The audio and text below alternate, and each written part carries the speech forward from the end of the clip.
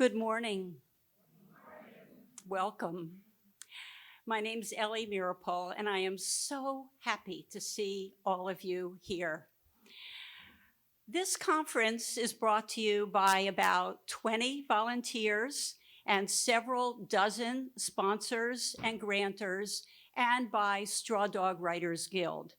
We are deeply grateful for all of the support we've gotten from our community. Thank you.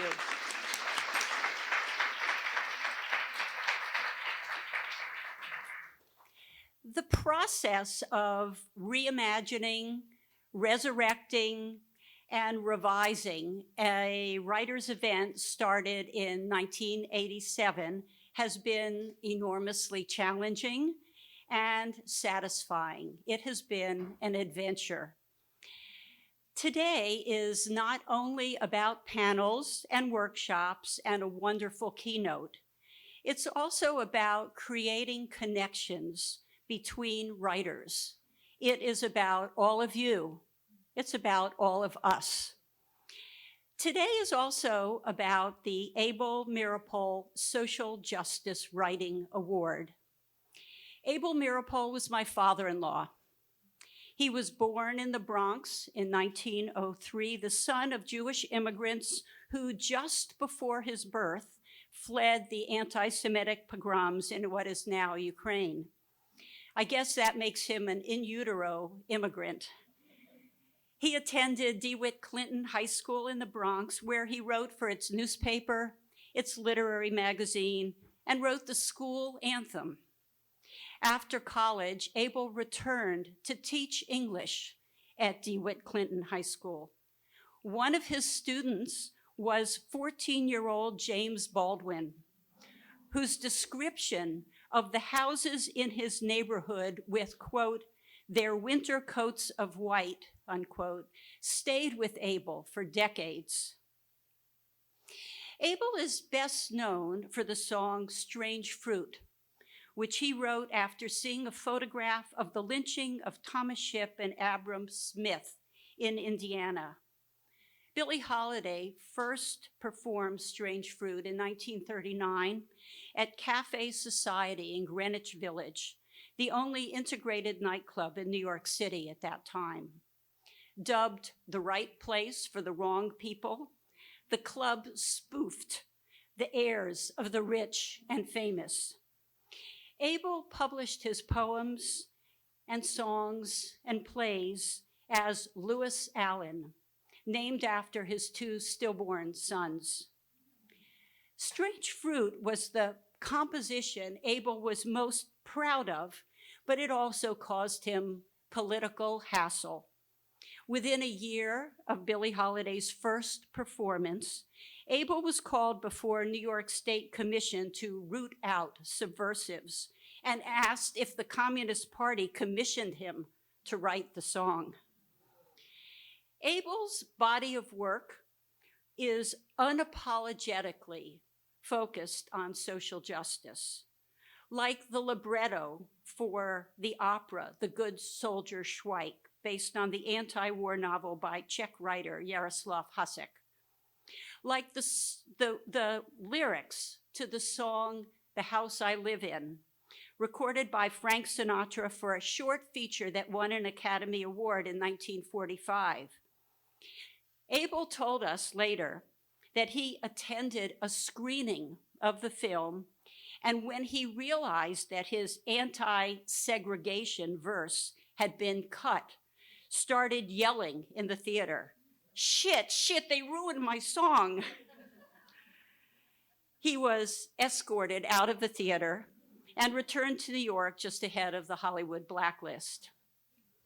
Abel wrote hundreds of short poems, almost doggerel, like my favorite, entitled Preference.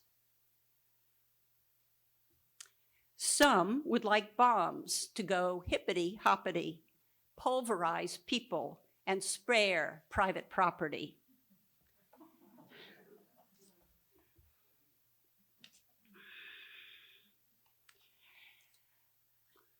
In 1953, Abel and his wife Anne lived their politics in a more personal way, adopting my husband, Robbie, age 6, and his brother, Michael, who was 10, after their birth parents, Ethel and Julius Rosenberg, were executed.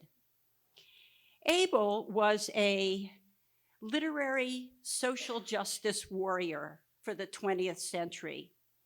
Our keynote speaker this morning, Shanta, recipient of the Abel Meeropol Social Justice Award, carries on that tradition in the 21st century. Shanta is a writer across genres, a visual artist and public intellectual. She was the 2020 recipient of the Arthur Williams Award for meritorious service to the arts and a gubernatorial appointee to the Vermont Humanities Council Board of Directors.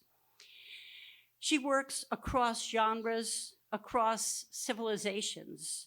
She's the author of 2 poetry collections, Black Metamorphoses, published in 2023, was a finalist for the Hudson Prize, shortlisted for the Cowles Poetry Book Prize, and longlisted for the Idaho Poetry Prize. Ghetto Claustrophobia, Dreaming of Mama While Trying to Speak Woman in Woke Tongues, won the 2020 Diode Press Full-Length Book Prize and the 2021 Vermont Book Award. A chapbook, This Is How They Teach You to Want It, The Slaughter, is forthcoming from Harbor Editions. Shanta is a regular contributor to Ms. Magazine and Art New England. Her professional interests also include public health, arts, local government, and nonprofits. As a producer and writer for Vermont Public, she created the series Seeing the Unseen and In Between within Vermont's landscape. And she lectures on the life of Lucy Terry Prince, the first known African-American poet in English literature, and on the intersections between human identity and the monster figure. Shanta models for us not only a devoted and talented writer, but a dedicated literary citizen. Broadside Books has a few copies of Shanta's most recent collection for sale in the lobby, and I'm sure she'd be happy to sign after the keynote. I've had the pleasure of hearing Shanta read from her work, and I'm so excited to hear the thoughts she will share with us this morning. Please join me in presenting Shanta with the Abel Meeropol Social Justice Writing Award and welcoming her to WriteAngles.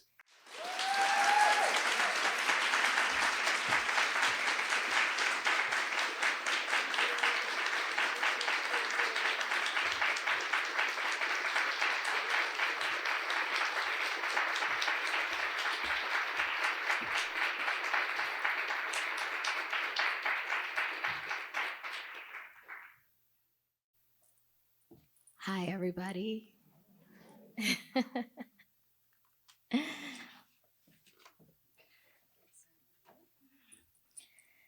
So, this is sort of like an open letter. This is to that time we remembered what we forgot, an open letter to the doing that started with our imagination. I want to first thank the legacy of those who've come before and this moment of being in this room with this company. And again, I also just want to thank the legacy that has been supported by the Meeropol family. Again, it is my true honor and I have deep gratitude. In preparing for today, I challenged myself with this question. If nothing else is remembered of these words, what is the essence of what I want to be embodied? And to embody, words must connect to feeling. They need to become that which we can imbibe. So I'm inviting you to imbibe with me. Take this as part elixir, part meditation, part Zen koan, part catechism, part manifesto. It is all of and none of those things. Follow me and think of this as choosing your own adventure, because there are parts that you will remember while other parts will fall away. This is part wake, part fugue state. See this as a time when we are all sleeping, dreaming of this moment when we were summoned and reminded to do the alchemy. The alchemy of taking the internal, crossing the bridge from unconscious to that which becomes conscious, with a few disappearing breadcrumbs on the way to the external. Doing this alchemy with our creation, with our tongues, with our pens, paintbrushes, with body, through the unsaid, even if none of these things are our brand of how we do the doing, all of us in this room are consciously and unconsciously tending to the gardens that have the hidden seeds that have yet to bloom. This is one of those seeds. Right now, I want you to breathe in what you know, and I want you to breathe out and clear space for this ride. 2 questions that only can be answered one way. Are you dreaming? Are you awake?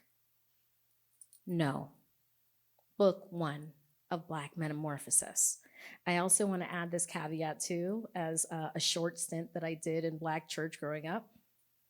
Feel free to comment, make noise, laugh, respond, because it will be how I know that you're alive in the room.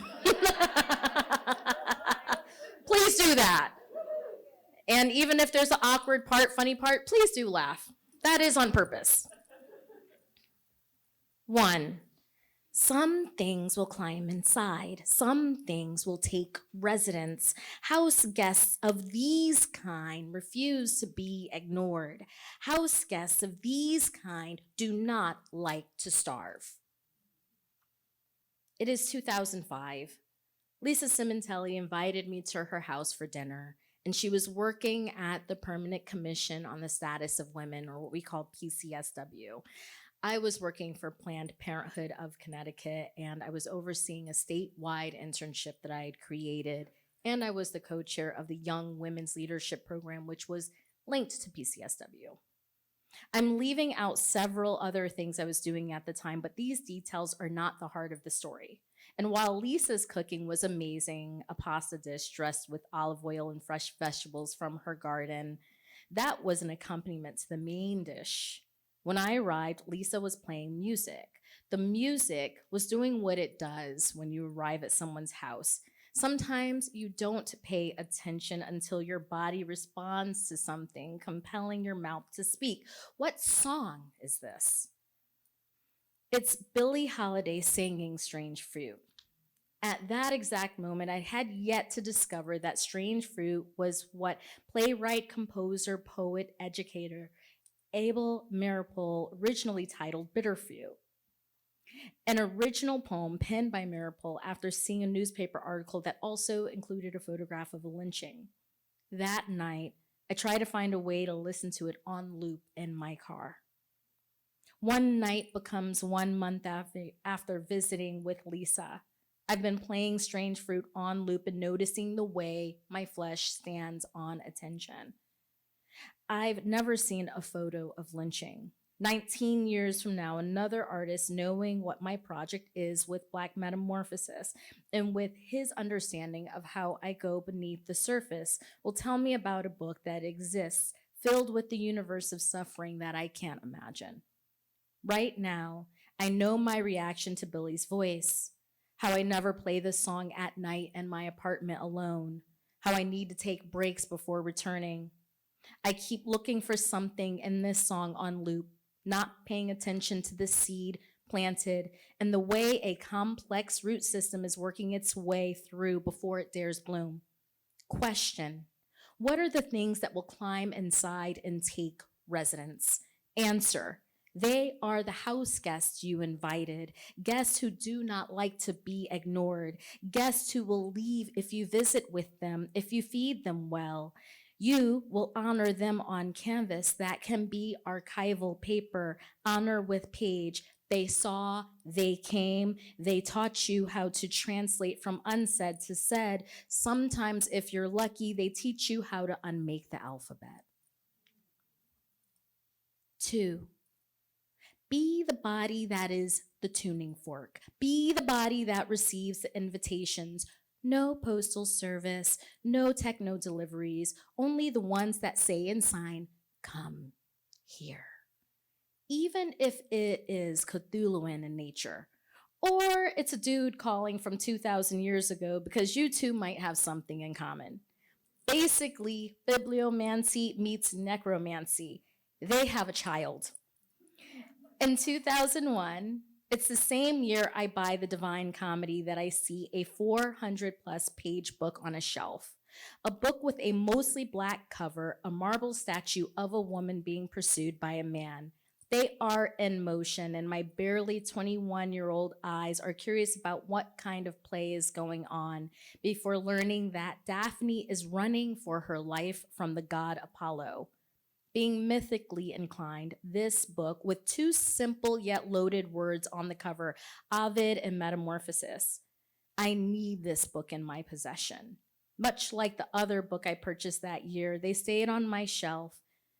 The place of purchase is not important. However, I can tell you a few details. There was a tree, or so I imagined a tree, outside of the door that provided shading to this small building. It's catacorner to Trinity College's Performance Center. My description and what I see in my head now feels like it went missing upon seeing the campus a few years ago, and at this point, I am officially your unreliable narrator. Well, from this place, there or not, I purchased the book that I finally read from cover to cover between the space of 2017 and 2018. I was familiar with parts of the stories presented by then. Between the space of reading and visiting the Borghese Museum in Italy, I warmed my fingers against the marble of Bernini's portrayal of Daphne begging the gods to set her free from the god who refused no. I kept circling the statue of sleeping Hermaphrodite and wondering about why this wish and wondering about the taste of that kind of longing. I bumped into an Advidian society along the way, attended a conference or 2 sessions trying to understand the world of the man who wrote this text while asking the bigger questions about forced shape shifting versus the reward within Ovid's universe. Wondering if I could be any of the villains in his stories and this.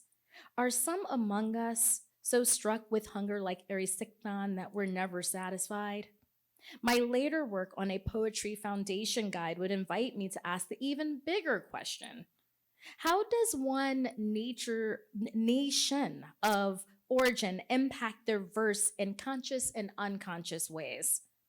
By the end of my full read, I was intent on writing Black Metamorphosis with such a certainty, ignoring this response to my declaration. That is bold. Come close, close enough to chase the girlhood that hovers on borrowed time, of she who is woman disguised as girl fading from view, dignity held, neck popped, still stiff, despite awkward configuration and lips refusing passage, saying, I'ma let you think you can take this, eyes adding punctuation. Tapestry instructions for care. Read between time, appear the missing. Read unwanted, bargained. Follow the loops, over and under. Age 220 years. Take me out of the archive. Place me in the open. Let your tongue go missing. Excerpt of Philomela's Tapestry Speaks for African Girl Nude Reclining on Couch circa 1882. And while the work is very much rooted in the historical with a creation of an alternate universe in response to the forcibly traveled Black body, my hope for the book was as simple as this. Perhaps a little Irish girl, maybe a boy in Mumbai, anyone would pick up my book and be so inclined to do the mything with bold permission. Question: what is the tuning fork? Answer: beyond ears, a tuned, taut body ready for the subterranean thing that can't even be contained with a Cthulhuan body or description. It says, it signs, come here. 3. Let the telling compel and command. You are nothing less than yourself. Let the telling command. You and your work are fluent and unapologetic. You and your work through the tell makes the 24 million miles long tale of Halley's Comet filled with envy, green-eyed, given the length of that kind of audacity. Somewhere in the wind of Harold Street, Hartford, Connecticut, Alan, Jamie, someone's actions prompted one of us to sound the alarm. Ooh, I'm telling. The arrangements of the series of O's with combined vowels and consonants after the short phrase altogether in sum was enough to make all 24 million miles of Halley's Comet's tell green-eyed. This training invited me to tell, unraveling the tapestry of the edict. Children seen, not heard. While honing my superpower of I am here, I am not, invisibility. Walking between here and not the night I sat on the side of the highway and decided it was time to get a witness, tell about what was happening within my marriage. I called my aunt and uncle telling them, please, I need you to witness this. Please don't say anything. As I called my then husband back, this time with witnesses. That highway, a reminder of when I walked the highway to get home as a 14-year-old because my mother had driven away, and with no bus money, I was only reminded of the way my family would drive home from downtown Hartford to Collins Street through a short highway trip. Ironic how literal margins of highway, day or night, can make something both visible and invisible. Between those two moments, more than 30 years apart, I became masterful in knowing when I needed to sound the alarm, how, ooh, I'm telling, was not just a childish threat to check the wrongdoer, it was a promise. I CrossFit trained in telling. With pen, with voice, I told in ways that my body most did not care to read. The thing about telling is that sometimes it chooses you. Like the many times that any of us have ever had a plan for something we're going to create, and what surfaces is not what you're consciously planning. We love those surprises, right? Sometimes telling, like art, is as urgent as the bitter and strange fruit that Abel Meeropol was moved to pen. That kind of urgency compels and commands you towards the telling, towards the need to respond, towards navigating the complex equations of humanity. It chose me over and over and again in late August 2022. I had just attended the funeral of my cousin, my same age, who died with little information on how it happened. This weekend was filled with seeing my father's side of the family for the first time since I was 9 years old, paired with the surprise of seeing my estranged parents. As I prepared to leave for that weekend, that included introducing an author at a reading and convincing a friend to crash a wedding, another story for another time.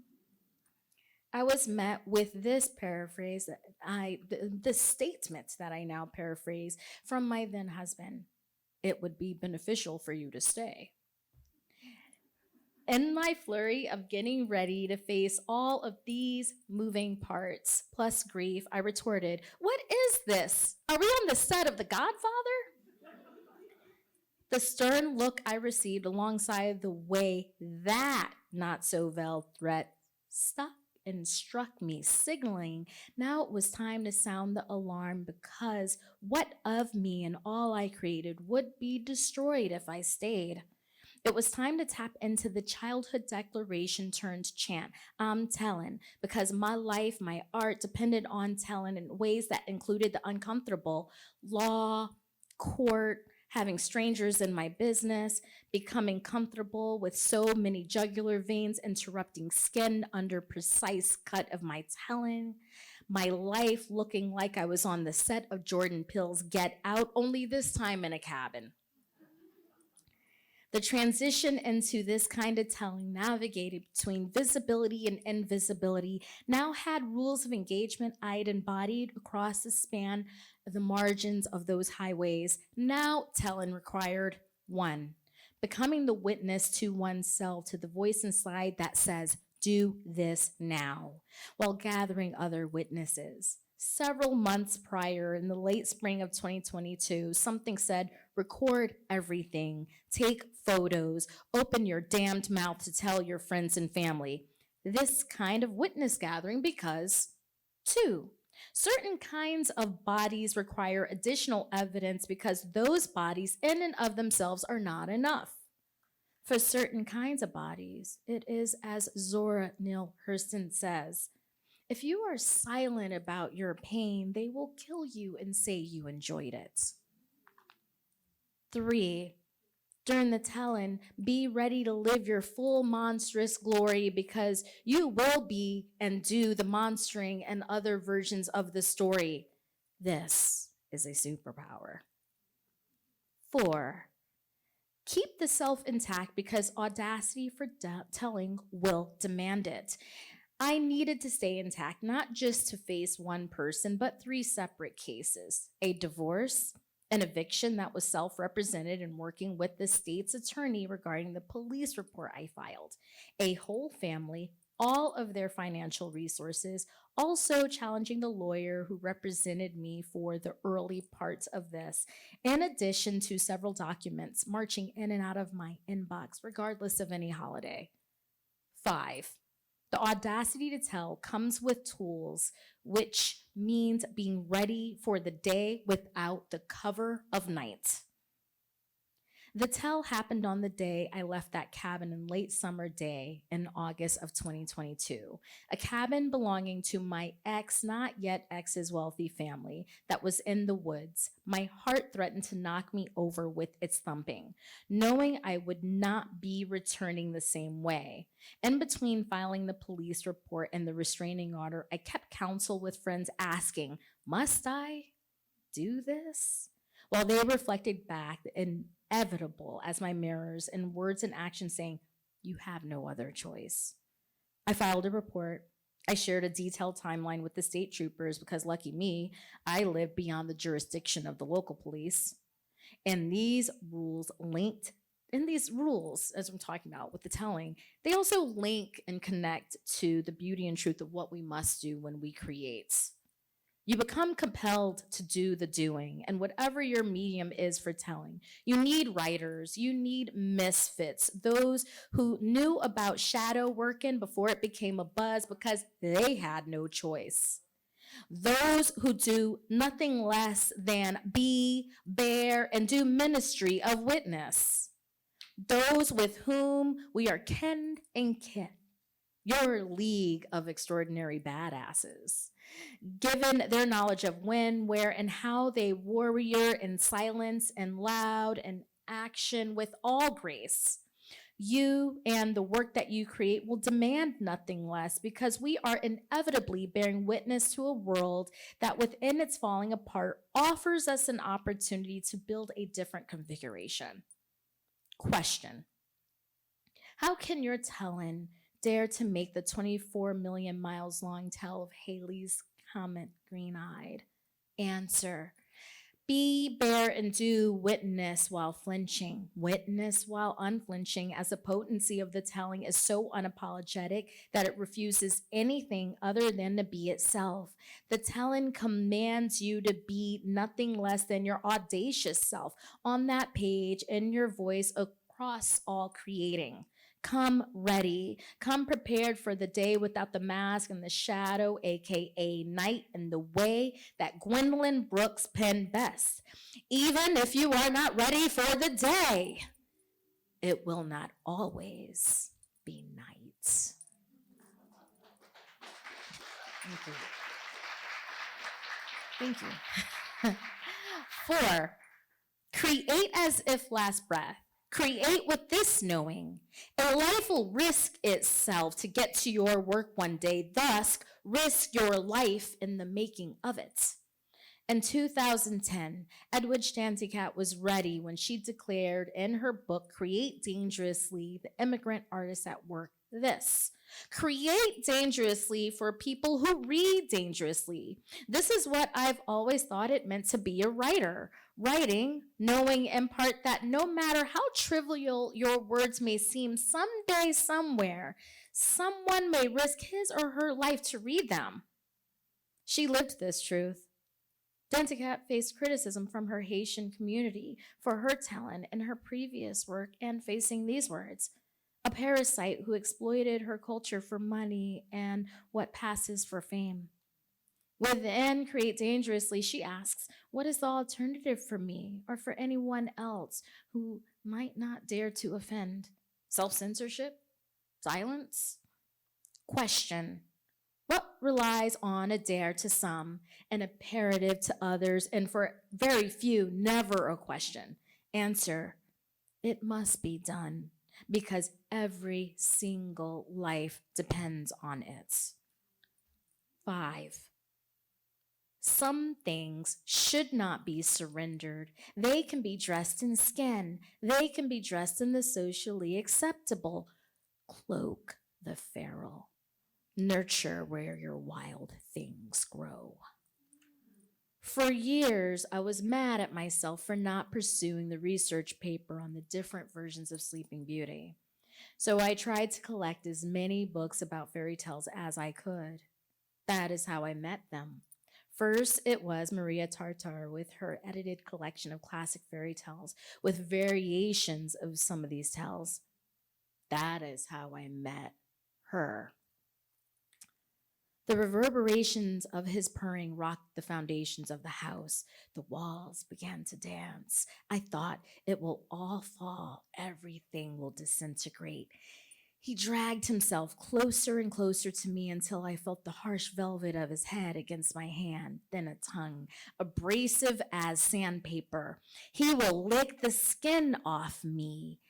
And each stroke of his tongue ripped off skin as, after successive skin, all the skins of a life in this world, and left behind a nascent patina of shining hairs. My earrings turned back to water and trickled down my shoulders. I shrugged the drops off my beautiful fur. The last words from Angela Carter's The Tiger's Bride. Angela's words and I got separated by years, but those lines and each stroke of his tongue ripped off skin after successive skin, all skins of life in the world. I remembered reading them for the first time. My stomach flipped as if I was riding a roller coaster while my brain tried to make sense of these words. This can't be what I think it is, I repeated to myself. Her words caused me to put the book down. Her words made me both afraid and intrigued to search out her collection, The Bloody Chamber. What struck is how those words refused to leave, adding to a growing force within me that included breaking into abandoned places, becoming fluent in sophistiferal, becoming better in cloaking it by day, yet nighting to redeem it all, and demanding more from every encounter, inviting others to join me in this thing with no name while following those breadcrumbs that refused my mouth the alphabet.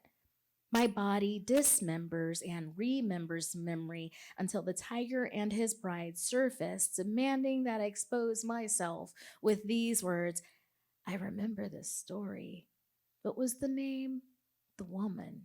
She was an animal.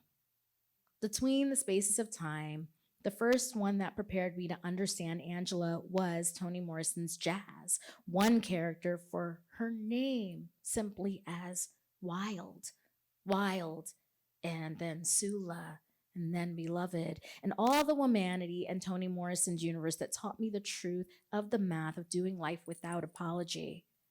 Between the spaces of another time, I am in India.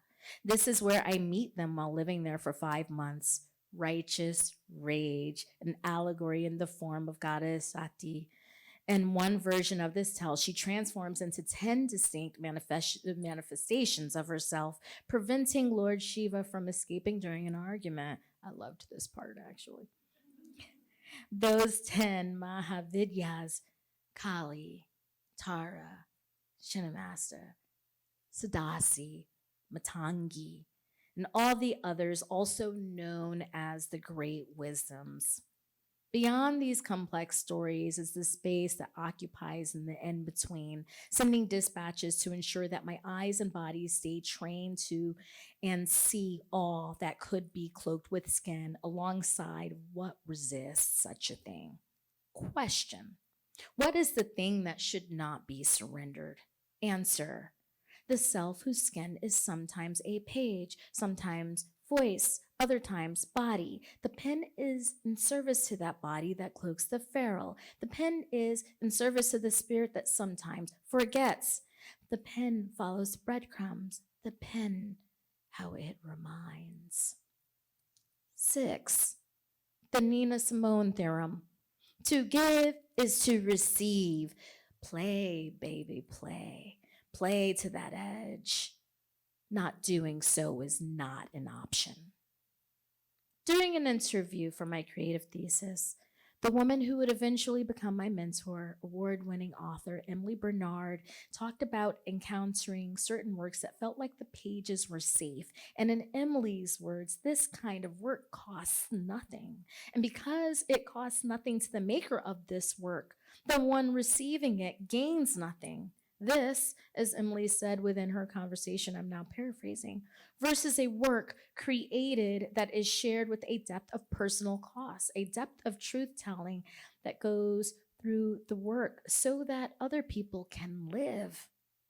Whether that work is on canvas, a post, in a story, a poem, we know the hollow feeling of safe work, even if we cannot articulate it. In this interview with Emily, she declared, we have to be about that business of saving each other lives. There really is no other business to be about. Emily went on to tell a story about reading an article about Nina Simone, sharing. Nina Simone knew that people would come to see her play. She knew she'd packed the house because people knew she was playing very close to the edge. Every night, they wanted to see if she could make it. Some were there with their popcorn, and others, they were there because they needed their lives saved. They needed lessons on how to live, Emily went on to say. This is the contract between the performer or writer, that you play hard. You gotta play for everybody. You gotta play for the cheap seats, everybody, because everybody's life is at stake. Nina Simone played to all kinds of edges, especially when it came to a record company trying to take her records without compensating her. That's a story that you're going to have to look up in your own time. 7. I played to the edge over and over and over again. I played to the edge as I sat in a contested place, the place I refused to leave as I fought my own eviction against my in-laws who were trying to remove me from their second home, in the shadow of a lawyer who said that she would take the case and then decided against it. I wrote a collection of stories jumping into fiction, made plans trying to recover lost time in preparation for the launch of my second book. And on February 14th, 2023, the biggest invitation to play was issued. My motion In opposition to the plaintiff's opposition to the motion to reconsider, 16 pages, over 40 paragraphs, over 5,000 words later, was due. Also, this day is significant because it was the launch of Black Metamorphosis. As a fellow artist put it, I was living Metamorphosis while it was coming out into the world. I had a choice. I could have chosen to meet the very firm court deadline and plan for some other kind of launch for another day. However, leaving behind something that not only I worked for, but that gave me joy was out of the question. And I'd be lying if I did not confess that during this period, I considered a lot of hard things, including quitting everything. I had to fight myself not to. The day I pressed send on that court document, I rewarded myself by launching yet another version of a book trailer to announce my second poetry book, a book illustrated by Alan Blackwell. My interpretation, interrogation, and conversation with Ovid came out on that very day. Question: what is this going to cost? Answer: what is the division, multiplication, and subtraction of keeping eyes open, a pulse going? How will you fight even yourself to do such a thing? What is the admission to play like every life depends on it? 8. Do dreams dream of themselves? Do dreams dream of us while we are awake? And Dr. Clarissa Pinkola Estes' Women Who Run with Wolves, Myths and Stories of the Wild Women Archetype, Dr. Estes shares this story. One night, 4 rabbinim were visited by an angel who awakened them and carried them to the 7th vault of the 7th heaven. There they beheld the sacred will of Ezekiel, somewhere in the descent from paradise to earth.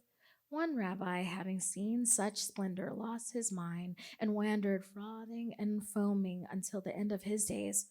The second rabbi was extremely cynical. "Oh, I just dreamed Ezekiel's will. That was really nothing at all. Nothing really happened." The third rabbi carried on and on about what he'd seen. He was totally obsessed. He lectured and would not stop with how it was constructed, all that it meant. He went astray and betrayed his faith. The fourth rabbi, who was a poet, took out a paper and hand and a reed and sat near a window, writing song after song, praising the evening dove, his daughter and her cradle, and all the stars in the sky. He lived his life better than before. This next share floats across a decade or more, piercing the veil between wake and sleep. A woman lays down one night. She dreams herself into a mental institution. She doesn't wonder how she got there because all the staff reminds her, "You checked yourself in here." As she sits and reminds her business in the office of a woman whose skin screams dandelion, whose hair is not sorry for the way it resists all who tried to tame it. She reminds the woman in the dream of the waking life. The woman who looks like this woman seems to be holding a cat that looks like Alice's Cheshire cat, except here in this dream, she only needs to know one important answer to a question. What will you do when you get out of here? I'm going to set boundaries. 9. It comes, it trains the instrument, the body, and the vernacular freedom. It comes, reminds the spirit of itself. The work, just as freedom, doesn't ask for permission. It doesn't require that we continue to ask. Instead, it demands that we. In Shanaz Patel's Unsilencing the History, the Maroons, we do not really choose books, rather we are chosen, adopted by them. For this section, I'm pulling from my recent review of From Silence to Revived about the Maroons, a book that was banned and confiscated 180 years ago that has chosen this time in all of us. It is now available in English for the first time. The Maroons is the only known novel by political exile and Black abolitionist Louis Timiyahuat, and it brings both uncomfortable truths and the space of respite for those wrestling with inequity and a lack of freedom. This juxtaposition comes at a cost. In this instance, the price paid was the suppression and silencing of Huat's work. The book was confiscated after publication as a part of a seized shipment in 1846 and declared a threat to the public order by the French colonial government. Huat was forced into exile for 7 years, and the novel was erased from collective memory for nearly 2 centuries, threatening to also erase its creator from collective human consciousness. Remember how I mentioned that work that saves lives will cost the maker? The Maroons invites this question: what will we risk to save our quality of life? What is the route towards true freedom? The Maroons also shows us the way that suppression eventually finds release. Any work can appear to take up space, but a work that faces a question outward while crossing all boundaries of time and space in ways that agitate, that is timeless, anachronistic. The setting of the Maroons is Réunion Island, east of Madagascar. Beginning in Media Rays, we are greeted by a ravishing landscape, and we meet 4 enslaved men as one of them announces, "Our time as slaves is up, brothers. Enough is enough." The book unzips as we meet individuals who choose different pathways to their unquestionable right as humans to freedom. It ends with some of these lines: dismantling the absurd theory of Black disposition to servitude, they keep recruiting new members every day. As masters' abuses escalate, so do their numbers. The numbers connect to the increasing population of the individual who become Maroons. Who are the masters who increase their abuses in this moment? Do we have the heart, tapping into the Latin root of the word courage, to continue to live and claim ourselves, our freedom, and full command of self outside of the construct of who or what we call our bosses, our institutions, our systems? Do we have the audacity to take ourselves back through what we create and how we live our lives? 10. It demands discomfort. Sometimes blood, as we may possibly cut ourselves on the played to edge. It demands. It is 1975, and we are at the Cologne Opera House. It is sold out and filled to capacity with over 1,400 people coming to fill said opera house, hear Keith Jarrett play. He requests a very specific piano. However, the piano he's introduced to by the young promoter is busted. The request and threat was simple: get a working Boysendoifer Imperial piano or else Keith Jarrett will not play. The current Boysendoifer was unplayable. The pedals stuck. It was trashed upper and lower octaves. Its sound was not full enough to fill the hall. It was eventually tuned. The confinement invited Jarrett to avoid the keys that would not produce the desired sound. The incident across several sources include different facts about the evening. The way Jarrett kept engaging with the piano by standing and really pressing on the keys, more like pounding. The physical pain and exhaustion, along with the back brace to support his spine. The moment will go down as one of the highlights of Keith Jarrett's career. A moment in which some audience members stated that they knew they were in the presence of something special. 11, present day. I am somewhere doing something and listening to her message. She tells me of a dream she had, because this is what we do. We talk about our dreams the way we talk about our art practice. She says she forgot how to imagine while awake. This is how we remind each other. Her note reminds me about the woman who, during sleep and wake, saw herself asking a question and seeking answers. What can I contribute to this world that is unmaking itself?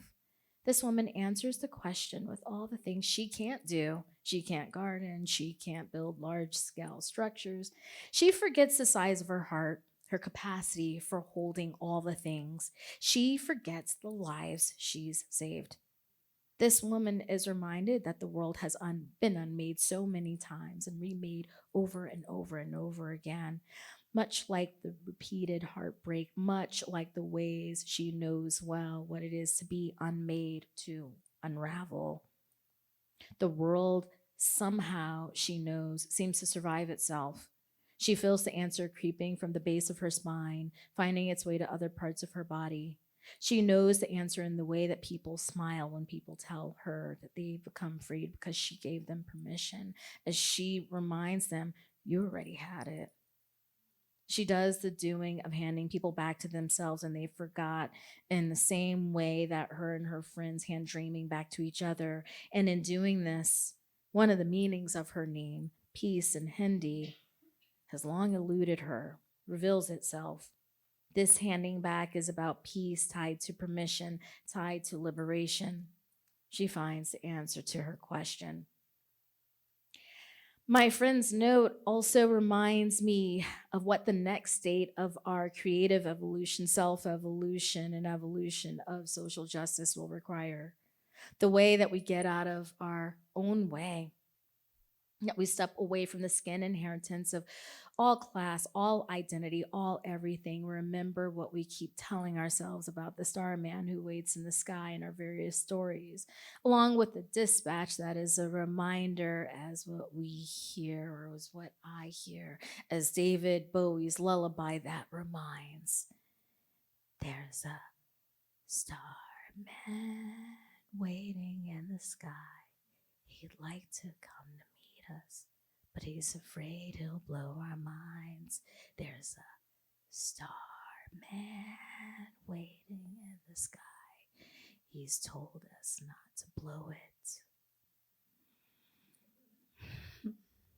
That's the key part. He's told us not to blow it.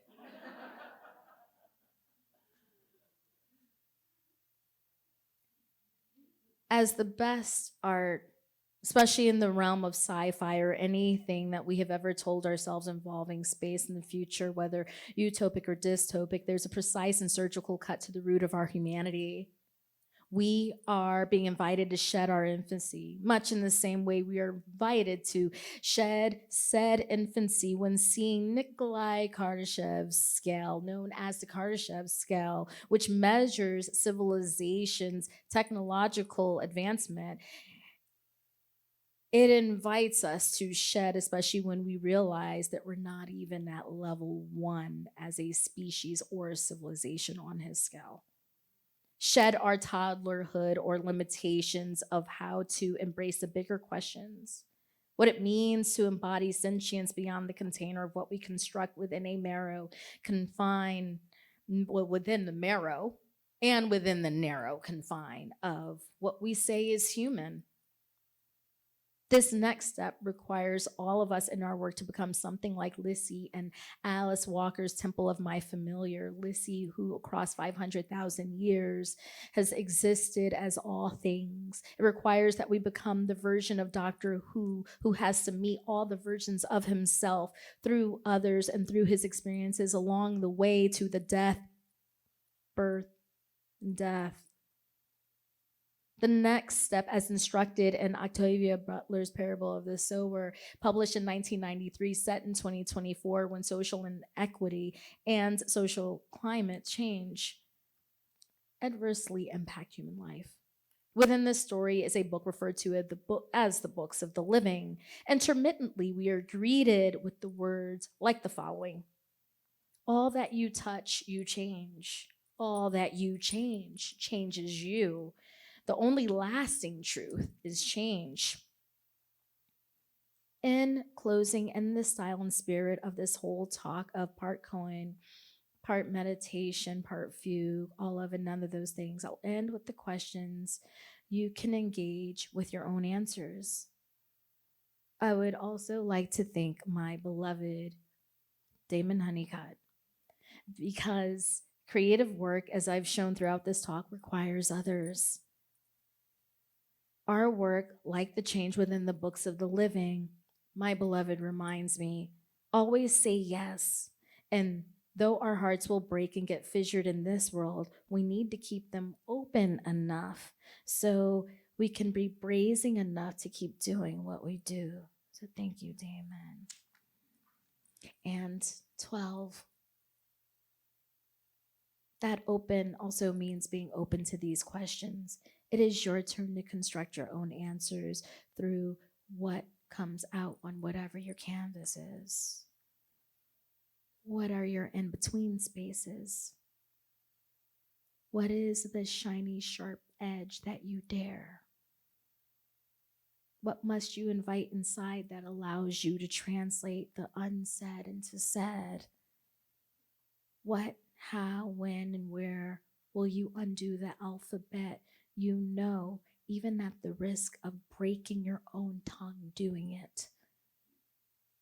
When you started this journey, what was your original state of joy that you can remember before anything like the system of everything from publishing to public response threatened to steal your original pleasure?